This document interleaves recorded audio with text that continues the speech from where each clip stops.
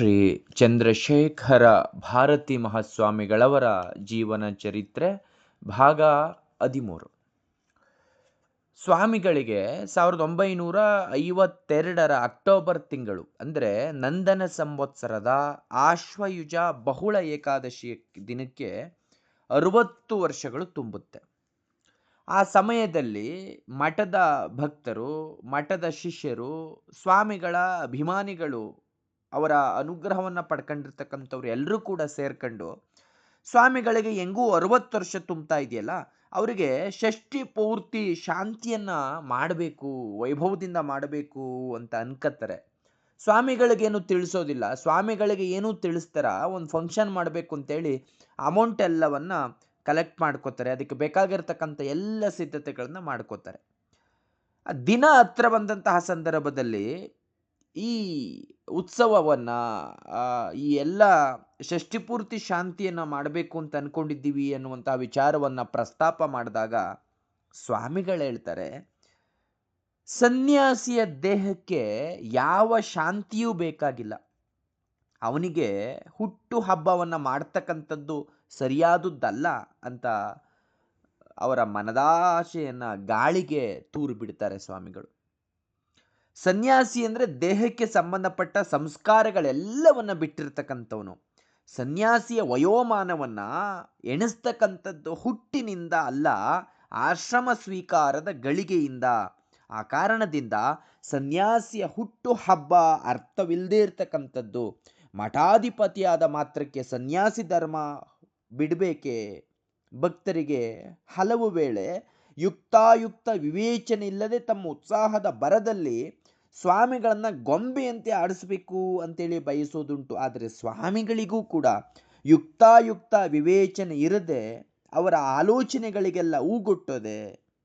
ತಾನು ಮೊದಲು ಸನ್ಯಾಸಿ, ಆನಂತರವೇ ಮಠಾಧಿಪತಿ ಅಂತಕ್ಕಂಥದ್ದನ್ನು ಮರೆಯಬಹುದೇ?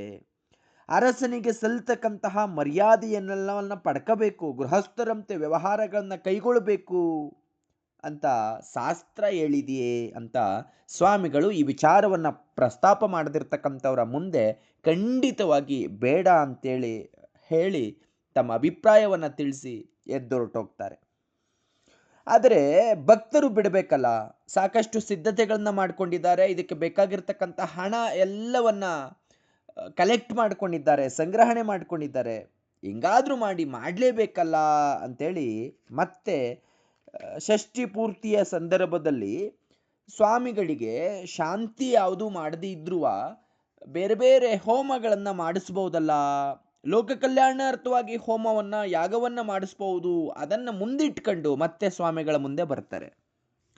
ಅವರ ಮಾತನ್ನು ಸಾವಧಾನವಾಗಿ ಕೇಳಿದಂತಹ ಸ್ವಾಮಿಗಳು, ಈ ಯಾಗ ಹೋಮಗಳು ಲೋಕ ಕಲ್ಯಾಣಕ್ಕಾಗಿ ನಡಿಬೇಕಾಗಿರ್ತಕ್ಕಂಥವು, ಅವು ನಡೀಲಿ, ಅದಕ್ಕೇನು ನನ್ನ ಅಡ್ಡಿ ಇಲ್ಲ. ಆದರೆ ಷಷ್ಠಿ ಪೂರ್ತಿಗೂ ಅವಕ್ಕೂ ಯಾವ ಸಂಬಂಧವೂ ಇರಬಾರದು. ಅದರ ಜೊತೆಗೆ ಯಾಗ ಹೋಮಗಳು ನಡೆಯುವಂತಹ ಸಂದರ್ಭದಲ್ಲಿ ನಾನು ಬರಬೇಕು ಅಲ್ಲಿ ಅಂತೇಳಿ ನಿರೀಕ್ಷೆಯೂ ಕೂಡ ಮಾಡಬಾರದು ಅಂತೇಳಿ ಸ್ಪಷ್ಟಪಡಿಸ್ತಾರೆ. ಅಂತೂ ಗುರುಗಳು ಒಪ್ಕೊಂಡ್ರಲ್ಲ ಅನ್ನುವಂತಹ ಸಂತೋಷದಲ್ಲಿ ಅವರ ಶಿಷ್ಯರು, ಅವರ ಬಳಗದವರು, ಭಕ್ತರು ಎಲ್ಲ ಸೇರಿಕೊಂಡು ಯಾಗವನ್ನು ಮಾಡ್ತಾರೆ. ತುಂಬ ವಿಜೃಂಭಣೆಯಿಂದ ಯಾಗ ನಡೆಯುತ್ತೆ. ಆದರೆ ಯಾಗ ನಡೆದಂಥದ್ದು ಅವರ ಜನ್ಮದಿನ ಕಳೆದು ಬಹುಕಾಲ ಆದಮೇಲೆ 1953 ಏಪ್ರಿಲ್ 2ನೇ ದಿನದಿಂದ 9ನೇ ದಿನದವರೆಗೆ ಯಾಗ ನಡೆಯುತ್ತೆ. ನಾವು ಗಮನಿಸಬೇಕಾಗಿರ್ತಕ್ಕಂಥದ್ದು, ಗುರುಗಳ ಜನ್ಮದಿನ ಇದ್ದಂಥದ್ದು 1952 ಅಕ್ಟೋಬರು. ಆದರೆ ಇಲ್ಲಿ ಯಾಗಗಳು ಹೋಮಗಳು ನಡೆದದ್ದು 1953 ಏಪ್ರಿಲಲ್ಲಿ. ಸುಮಾರು ತಿಂಗಳುಗಳ ನಂತರ ಯಾಗಗಳು ನಡೆಯುತ್ತೆ. ಸಾಕಷ್ಟು ಲಕ್ಷಾಂತರ ಜನ ಹೊರಗಡೆಯಿಂದ ಬಂದಿರ್ತಾರೆ. ಈ ಸಂದರ್ಭದಲ್ಲಿ ಶ್ರೀಧರ ಸ್ವಾಮಿಗಳು, ವರದಳ್ಳಿಯ ಶ್ರೀಧರ ಸ್ವಾಮಿಗಳು ಕೂಡ ಈ ಹೋಮಕ್ಕೆ ಬಂದಿರ್ತಾರೆ. ಆದರೆ ಹೊರಗಡೆ ಲಕ್ಷಾಂತರ ಜನ ಸೇರಿದ್ರೂ ದೇಶದ ಬೇರೆ ಬೇರೆ ಕಡೆಯಿಂದ ಭಕ್ತಾದಿಗಳು ಬಂದಿದ್ರೂ ಸ್ವಾಮಿಗಳು ಮಾತ್ರ ಈ ಸಮಯದಲ್ಲಿ ಕೋಣೆಯಿಂದ ಹೊರಗಡೆ ಬರದೆ ಅಂತರ್ಮುಖವಾಗಿ ಇದ್ದು ಬಿಡ್ತಾರೆ. ಅವರ ದರ್ಶನವನ್ನು ಪಡಿಬೇಕು ಅಂತೇಳಿ ಅಸಾಧ್ಯವಾಗಿರ್ತಕ್ಕಂತಹ ಜನಸಂದಣಿ ಶೃಂಗೇರಿಯಲ್ಲಿ ನಡೆದಿರುತ್ತೆ. ಆದರೆ ಅವರು ಮಾತ್ರ ಎಲ್ಲಿಯೂ ಕೂಡ ಕಾಣಿಸೋದಿಲ್ಲ. ಯಾರೋ ಕಾರಣವನ್ನು ಕೇಳಿದಾಗ ಸ್ವಾಮಿಗಳು ಹೇಳ್ತಾರೆ, ಯಾಗ ದೇವತಾ ಕಾರ್ಯ ಶ್ರದ್ಧೆಯಿಂದ ಮಾಡಬೇಕಾಗಿರುವಂಥದ್ದು. ನಮ್ಮನ್ನು ನೋಡುವಂತಹ ಬಯಕೆ ಜನಗಳಲ್ಲಿ ಉಂಟಾದರೆ ಅವರ ಶ್ರದ್ಧೆಗೆ ಅಡ್ಡಿ ಬರುತ್ತೆ. ಅಧಿಕಾರಿಗಳಿಂದ ಭಕ್ತರಿಗೆ ತೊಂದರೆಯಾಗಬಹುದು. ಅದು ಮಾತ್ರ ಅಲ್ಲದೆ ಬಂದಿರತಕ್ಕಂಥವ್ರೆಲ್ಲರ ಜೊತೆ ನಾವು ಮಾತಾಡಬೇಕಾಗತ್ತೆ. ನಾವು ಮಾತಾಡದೆ ಹೋದರೆ ಅವರಿಗೆ ಅಸಮಾಧಾನ ಆಗತ್ತೆ. ಅವರು ನಮ್ಮನ್ನು ನೋಡಲಿಕ್ಕೆ ಬರ್ತಕ್ಕಂಥದ್ದು ಯಾವುದೋ ರೋಗದ ನಿವಾರಣೆಗೆ ಅಥವಾ ಬಡತನದ ಪರಿಹಾರಕ್ಕೆ ಅಥವಾ ಬಯಕೆಯ ಪೂರೈಕೆಗೆ ಬರ್ತಾರೆ. ಅವರೆಲ್ಲರ ಅಪೇಕ್ಷೆಗಳನ್ನು ಪೂರೈಸ್ತಕ್ಕಂತಹ ಶಕ್ತಿ ನಮಗೆಲ್ಲಿದೆ? ಅವರಿಗೆ ನಿರಾಶೆಯಾದರೆ ನಮಗೂ ದುಃಖವಾಗುತ್ತೆ. ಇದು ಉಭಯ ಸಂಕಟ. ಇದಕ್ಕೆ ಅವಕಾಶವಿಲ್ಲದಂತೆ ನಾವೇ ಏಕಾಂತದಲ್ಲಿ ಇದ್ಬಿಟ್ರೆ ಒಳ್ಳೇದಲ್ವೇ ಅಂತ ಕೇಳಿರ್ತಕ್ಕಂಥವರಿಗೆ ಉತ್ತರವನ್ನು ಕೊಡ್ತಾರಂತೆ ಚಂದ್ರಶೇಖರ ಭಾರತಿ ಮಹಾಸ್ವಾಮಿಗಳವರು.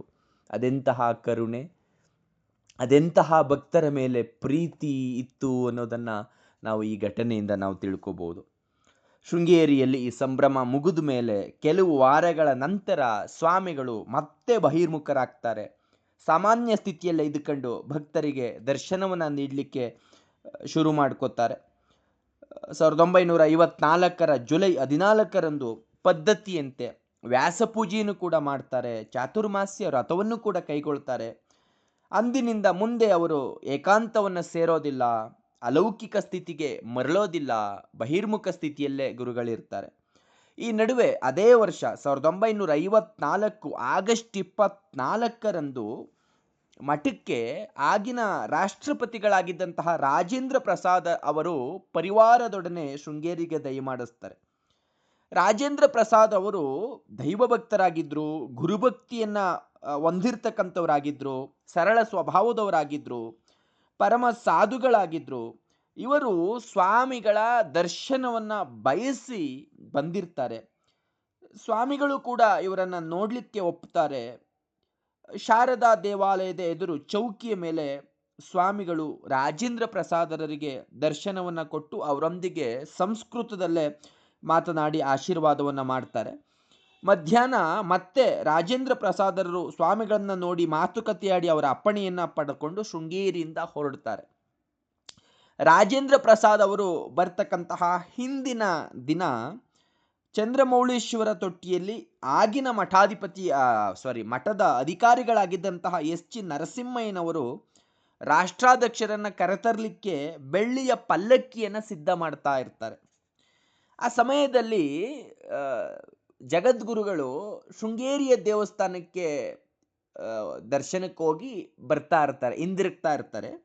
ಆಗ ಸ್ವಾಮಿಗಳು ಮಠದ ಅಧಿಕಾರಿಗಳಾಗಿರ್ತಕ್ಕಂತಹ ನರಸಿಂಹಯ್ಯನವರನ್ನ ಕೇಳ್ತಾರೆ, ಯಾಕೆ ಬೆಳ್ಳಿ ಪಲ್ಲಕ್ಕಿಯನ್ನು ಸಿದ್ಧಪಡಿಸ್ತಾ ಇದ್ರಿ ಅಂತ ಕೇಳಿದಾಗ ನರಸಿಂಹಯ್ಯನವರು ಹೇಳ್ತಾರೆ, ರಾಷ್ಟ್ರಾಧ್ಯಕ್ಷರು ಬರ್ತಾರಲ್ಲ ಅವರ ಇದ್ರ ಮೇಲೆ ಅವರನ್ನು ಕೂರಿಸಿ ಕರ್ಕೊಂಡು ಬರಬೇಕು ಅಂತೇಳಿ ನಾವು ರೆಡಿ ಮಾಡ್ತಾ ಇದ್ದೀವಿ ಅಂತಂದಾಗ ಅವರಿಂದ ಇವ್ರ ಬಗ್ಗೆ, ಯಾರ ಬಗ್ಗೆ, ರಾಜೇಂದ್ರ ಪ್ರಸಾದ್ ಅವರ ಬಗ್ಗೆ ತಿಳ್ಕೊತಾರೆ ಸ್ವಾಮಿಗಳು. ಅವರು ಸಾತ್ವಿಕರು, ದೈವಭಕ್ತರು, ಸರಳ ಸ್ವಭಾವದವರು ಅಂತೆ ಎಲ್ಲ ವಿಚಾರಗಳನ್ನ ತಿಳ್ಕೊಂಡಾಗ ಸ್ವಾಮಿಗಳು ಹೇಳ್ತಾರೆ, ಅಂತಹ ಮನುಷ್ಯರಾದರೆ ಬೆಳ್ಳಿಯ ಪಲ್ಲಕ್ಕಿ ಯಾಕೆ, ಬಂಗಾರದ ಪಲ್ಲಕ್ಕಿಯನ್ನೇ ಅವರಿಗೆ ಸಿದ್ಧಪಡಿಸಿ ಅಂತ ಅಪ್ಪಣೆ ಮಾಡ್ತಾರೆ. ಅದೇ ರೀತಿ ನರಸಿಂಹಯ್ಯನವರು ರಾಜೇಂದ್ರ ಪ್ರಸಾದ್ ಅವರನ್ನು ಬೆಳ್ಳಿಯ ಪಲ್ಲಕ್ಕಿ ಬದಲಿಗೆ ಚಿನ್ನದ ಪಲ್ಲಕ್ಕಿ ಮೇಲೆ ಕರ್ಕೊಂಡು ಬರಬೇಕು ಅಂತ ತಯಾರು ಮಾಡಿಕೊಂಡು ಅವರನ್ನು ಕೂತ್ಕೊಳ್ಳಿಕ್ಕೆ ಕೇಳಿದಾಗ ರಾಜೇಂದ್ರ ಪ್ರಸಾದ್ ಅವರು ಹೇಳ್ತಾರಂತೆ, ಇದ್ರ ಮೇಲೆ ಯಾರು ಕೂತ್ಕೋತಾರೆ ಅಂತ ಕೇಳ್ತಾರಂತೆ. ಆಗ ಶೃಂಗೇರಿ ಜಗದ್ಗುರುಗಳು ಕೂತ್ಕೋತಾರೆ ಅಂತಂದಾಗ ರಾಜೇಂದ್ರ ಪ್ರಸಾದ್ ಅವರು ಎರಡೂ ಕೈಗಳಿಂದ ತಮ್ಮ ಹಣೆಯನ್ನು ಮುಟ್ಕೊಂಡು ನಮಸ್ಕಾರವನ್ನು ಮಾಡಿ, ಜಗದ್ಗುರುಗಳು ಕೂತ್ಕೊಳ್ಳುವಂತಹ ಪಲ್ಲಕ್ಕಿ ಮೇಲೆ ಕೂತ್ಕೊಳ್ಳಿಕ್ಕೆ ನಾನು ಅರ್ಹ ಅಲ್ಲ ಅಂತ ಅದ್ರ ಮೇಲೆ ಕೂತ್ಕೊಳ್ದಾರ ನಡ್ಕಂಡೇ ಬರ್ತಾರಂತೆ ರಾಜೇಂದ್ರ ಪ್ರಸಾದ್ ಅವರು. ಈ ಸಂದರ್ಭದಲ್ಲಿ ನಡೆದಂಥ ಒಂದು ಘಟನೆಯನ್ನು ನಾನು ಈ ಸಂದರ್ಭದಲ್ಲಿ ಹೇಳಲೇಬೇಕು. ಆಗ ಮಠದ ಜಹಾಗೀರಿಯಾಗಿರ್ತಕ್ಕಂತಹ ಭೂಮಿ ಕಾಣಿಯನ್ನು ಸರ್ಕಾರ ತನ್ನ ಶಾಸನದ ಪ್ರಕಾರ ವಶ ಮಾಡಿಕೊಳ್ಳುವಂತಹ ವಿಚಾರವಾಗಿ ಆಗ ತರ್ಕಗಳು, ಚರ್ಚೆಗಳು ನಡೀತಾ ಇರುತ್ತೆ. ಆಗ ರಾಜರ ಕಾಲದಲ್ಲಿ ಭೂಮಿ ಕಾಣಿಕೆಯನ್ನು ಮಠಕ್ಕೆ ಕೊಟ್ಟಿರ್ತಾರೆ. ಈಗ ಸರ್ಕಾರ ಅಸ್ತಿತ್ವಕ್ಕೆ ಬಂದ ಮೇಲೆ ಅದೆಲ್ಲವನ್ನು ವಶಪಡಿಸ್ಕೊಳ್ತಾ ಇರುತ್ತೆ. ಆ ಸಂದರ್ಭದಲ್ಲಿ ಮಠದ ಅಧಿಕಾರಿಗಳು ಸ್ವಾಮಿಗಳಿಗೆ ಹೇಳ್ತಾರೆ, ಹಿಂದಿನ ದಿನ ತಾವು ರಾಜೇಂದ್ರ ಪ್ರಸಾದ್ ಅವರು ರಾಷ್ಟ್ರಪತಿಗಳು ಬಂದಾಗ ಆ ಜಾಗವನ್ನು ಸರ್ಕಾರ ಮಠಕ್ಕೆ ಬಿಟ್ಕೊಡ್ಬೇಕು ಅಂತ ನೀವು ಅವ್ರ ಹತ್ರ ಏನಾದರೂ ಮಾ ಕೇಳ್ಕೊಂಡ್ರೆ ಆ ಜಾಗ ಮಠಕ್ಕೆ ಸಿಗುತ್ತೆ, ನೀವು ಕೇಳಬೇಕು ಅಂತ ಮಠದ ಅಧಿಕಾರಿಗಳು ಚಂದ್ರಶೇಖರ ಭಾರತಿ ಸ್ವಾಮಿಗಳಿಗೆ ಕೇಳ್ಕೊತಾರೆ. ಆದರೆ ಯಾವತ್ತೂ ಕೂಡ ವ್ಯವಹಾರದಲ್ಲಿ ಆಸಕ್ತಿಯನ್ನು ತೋರದೇ ಇರತಕ್ಕಂತಹ ಸ್ವಾಮಿಗಳು ಈಗ ಆಸಕ್ತಿಯನ್ನು ತೋರ್ತಾರ? ತಮಗೆ ಹೇಳಲಿಕ್ಕೆ ಬಂದವರಿಗೆ ಹೇಳ್ತಾರೆ ಸ್ವಾಮಿಗಳು, ಶಂಕರಾಚಾರ್ಯರು ಈ ಪೀಠವನ್ನು ಸ್ಥಾಪಿಸುವಾಗ ಯಾವ ಜಹಗಾರಿ ಭೂಮಿ ಇತ್ತು, ಎಷ್ಟು ಭೂಮಿ ಕಾಣಿಕೆ ಇತ್ತು, ಇವುಗಳನ್ನೆಲ್ಲವನ್ನ ನೋಡಿಕೊಂಡು ಶಂಕರಾಚಾರ್ಯರು ಇಲ್ಲಿ ಮಠವನ್ನು ಸ್ಥಾಪಿಸ್ಲಿಲ್ವಲ್ಲ. ಮಠಕ್ಕೆ ಆಸ್ತಿ ಅಂದರೆ ಧರ್ಮ, ದೈವ, ಆಸ್ತಿಕರಾಗಿರ್ತಕ್ಕಂತಹ ಶಿಷ್ಯರು ಅಷ್ಟೇ ಅಂತ ನಯವಾಗಿ ಹೇಳಿ ಕಳಿಸ್ತಾರಂತೆ ಸ್ವಾಮಿಗಳು. ಸ್ವಾಮಿಗಳು ರಾಷ್ಟ್ರಪತಿಗಳನ್ನು ಭೇಟಿ ಮಾಡಿದ ಮೇಲೆ ಈ ವಿಚಾರವನ್ನು ಸೂಚ್ಯವಾಗಿಯೂ ಕೂಡ ಎತ್ತಲೇ ಇಲ್ಲ. ಮಾತುಕತೆ ಕೇವಲ ಧಾರ್ಮಿಕ ವಿಚಾರವಾಗೇ ಇತ್ತಂತೆ. ಎಂದೂ ಕೂಡ ಲೌಕಿಕ ವಿಚಾರವನ್ನು ಅವರು ಪ್ರಸ್ತಾಪ ಮಾಡಲೇ ಇಲ್ವಂತೆ. ಅಂತಹ ಸರಳ, ಅಂತಹ ಮಹಾಮಹಿಮ ಚಂದ್ರಶೇಖರ ಭಾರತಿ ಸ್ವಾಮಿಗಳವರು ಇಂತಹ ಪುಣ್ಯಾತ್ಮರ ಕಾಲಘಟ್ಟದಲ್ಲಿ ಅವರು ಬದುಕಿದ್ದಂತಹ ಅವರ ಜೀವಮಾನದಲ್ಲಿ ನಾವು ಅವರನ್ನು ನೋಡ್ಲಿಕ್ಕೆ ಆಗದೇ ಇದ್ರೂ ಕೂಡ ಅವರು ಮೆಟ್ಟಿದಂತಹ ನೆಲವನ್ನು ನಾವು ಮೆಟ್ತೀವಿ ಅಂದರೆ, ಅವರು ವಾಸ ಮಾಡಿದಂತಹ ಜಾಗದಲ್ಲಿ ನಾವು ಕೂಡ ನೋಡಲಿಕ್ಕೆ ನಮಗೆ ಸಿಗುತ್ತೆ ಅಂದರೆ, ನಮಗೆ ಭಗವಂತನ ವಿಶೇಷವಾಗಿರ್ತಕ್ಕಂತಹ ಅನುಗ್ರಹ ಅಂತ ನಾವು ಅಂದ್ಕೊಂಡು ನಾವು ಅಲ್ಲಿ ಆ ಸ್ಥಳಕ್ಕೆ ಹೋದಾಗ ಅಥವಾ ಅಲ್ಲೇನಾದರೂ ನಮಗೆ ಒಂದು ದಿನ ತಂಗ್ಲಿಕ್ಕೆ ನಮಗೆ ಅವಕಾಶ ಸಿಗುತ್ತೆ ಅಂದರೆ ಅದು ನಮ್ಮ ಪೂರ್ವ ಜನ್ಮದ ಪುಣ್ಯ ವಿಶೇಷ ಅಂತ ನಾವು ಅದನ್ನು ಅಂದ್ಕೊಂಡು ನಾವಲ್ಲಿ ತಂಗಬೇಕು ಅಂತ ಹೇಳ್ತಾ ಇವತ್ತಿನ ಈ ಸಂಚಿಕೆಯನ್ನು ಇಲ್ಲಿಗೆ ಮುಗಿಸ್ತಾ ಇದ್ದೇನೆ.